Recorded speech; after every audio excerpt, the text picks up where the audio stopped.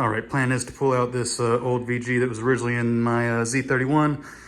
Blew up, had bad blow by, I think it was cylinder number 2. Just want to pull it out, at least pull the heads off, pull the crank and pistons out, see exactly how damaged it is.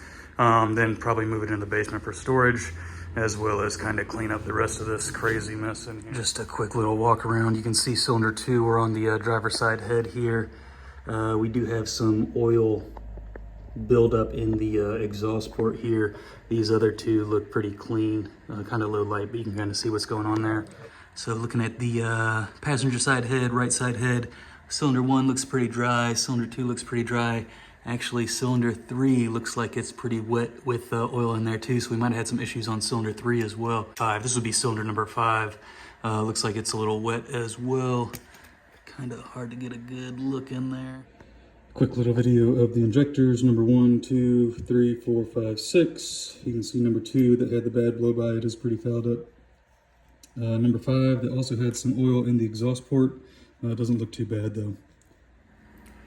All right, little Z31 VG30 tech tip for removing the cam gears. One way you can do it, but you can actually wrap the belt around on itself, clamp it on itself, so that when you go to loosen it, hopefully it locks the belt. This belt is kind of stretchy, but you see how it's holding, and we got it loose. Other thing you can do is take a pair of channel locks, just open them up so that you can stick them in the holes, and then basically just use this like a cam gear tool, counter hold, and let's see if we can get this one off. Be good, but we're looking to do something like this. Hold it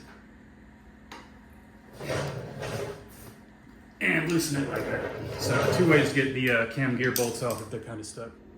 All right, I think we're ready for the heads. I do have ARP head studs in here, so I am going to try and save these. They should be fine. I don't think there's going to be any issues with them. Just going to try and crack them and loosen them on the outside moving in, just to try and keep from warping the head any more than it might already be. And then I think this Husky 12.12 millimeter can fit through the rockers.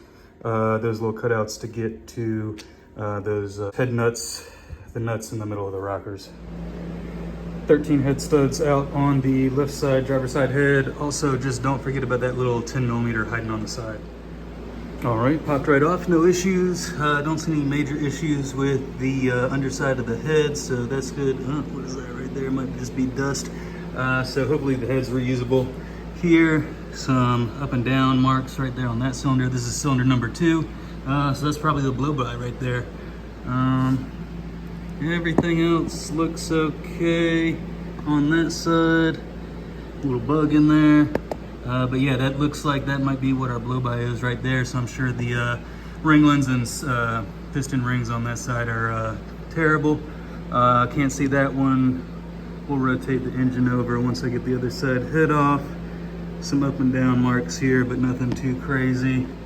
Let's pull that other side head and see what that looks like. All right, this side not too bad. Oh, let's see.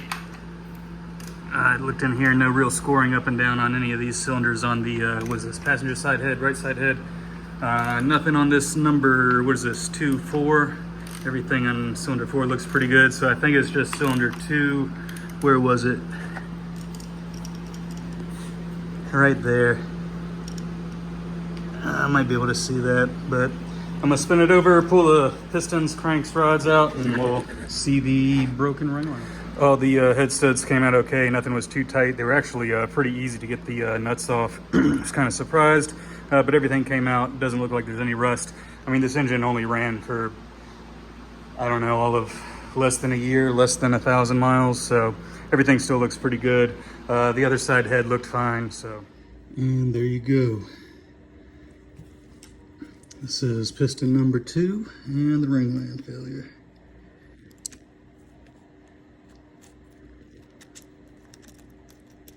Completely cooked right here.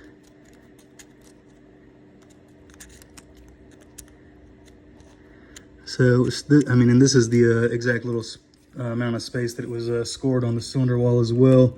So you could see that little piece of the ringland kind of twisted in there, just scraped up and down. That's where we're getting the blow by from. But it's still building compression, still building boost, so it was still running. Having a little issue. I'm gonna pull the rest of the pistons out, but I think that was the only one.